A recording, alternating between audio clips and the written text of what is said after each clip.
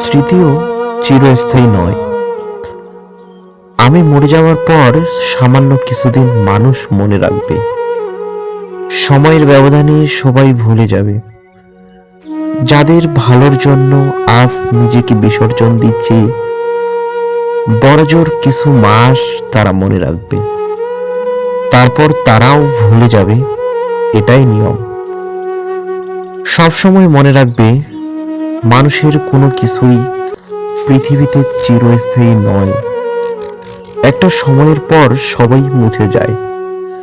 এক প্রজন্ম বড়জোর তোমার স্মৃতি মনে রাখবে, তারপর স্মৃতি মনে রাখার মানুষও আর থাকবে না। তাই নিজের জন্য বাঁচো, কারো ক্ষতি করো না, নিজের শান্তির জন্য বাঁচো।